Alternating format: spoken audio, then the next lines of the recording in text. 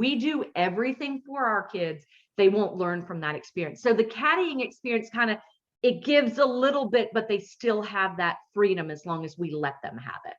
That's awesome. I mean, we had one of the most memorable experiences at Oak Hills a couple of years ago, and the kids were a little older, and the dad was just like giving like lessons on the course, and we were like, no, let's let them play, let's let them grow a little bit, like what you're talking about. Let's let them grow a little bit, So Yeah. you're exactly right. You got to let them grow, and you got to let them spread their wings and make their own decisions, throughout the round. So that's awesome. So talk to us a little bit about the membership, what it costs to play, because I love that. I love the membership. I love the cost. Talk to us a little bit about that. Yeah. So there's a season fee that you pay per season, and that is a $40 season fee. Gotcha. And one of the questions that we get asked a lot, and it's a very legitimate question, is if I pay a season fee to pay for the spring season in Columbia, and I happen to be visiting family in Atlanta, do I have to pay that spring season fee again? The answer to that is yes. One of the reasons why they do that, and it's really to protect the players on your local tour, because here's the deal, and we can talk about the points and the big events here in a few minutes, but these kids are trying to accumulate points to qualify for bigger events. And they don't want people just randomly coming in to play an event and that's it. Now, if you want to do that and you're willing to pay that season fee, that's fine.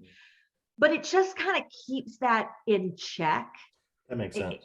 Yeah. So that people aren't just going around to different tours and just playing and kind of, it just hurts that local chapter a little bit. Now, granted, my in-laws live in Atlanta, and we've gone down there and we've played in one event, and it's fine. It's just to try and keep that in check a little bit. Yeah, it does.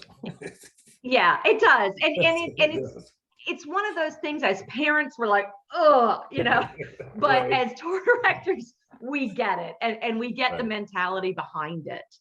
And then for the 9-hole players, for an event, it's $39. And for the 18-hole players, it is $49. And so that is for their greens fees. That is for all of the work that happens on the back end, which I have learned so much in doing this that I never realized as a parent. Because it's one of those things where the software that we use just to calculate the scores and publish the tee times, it costs a phenomenal amount on the corporate level. And so that is where a lot of the money goes. And you don't see that because you're like, okay, wait a minute. But it goes to all that. And it goes to paying the golf courses. It goes to paying the corporate people. It kind of goes into a lot of different pots, if you will. Yeah, I know what you mean, because I run some amateur events in Columbia, and we use Blue Golf.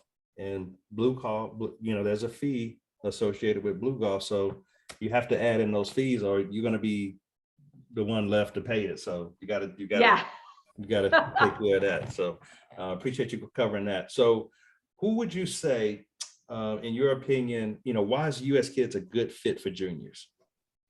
Oh gosh, for a variety of reasons. Number one, I would say that I think it gives kids a chance to learn the game in a non-intimidating environment. So 6-year-olds are playing with 6-year-olds, and 7-year-olds are playing with 7-year-olds. And even when the only time they play with different ages is as they get up a little bit older. So like the boys 13, 14, they'll play together. The girls 11, 12, that kind of a thing. But it just keeps them comfortable playing with kids who are like them. And I think that's really good. And what I'd love is then these players who are gaining momentum and they're talented and they're ready for that next level. Well, Mhm. they get invites to regional championships, the world championship.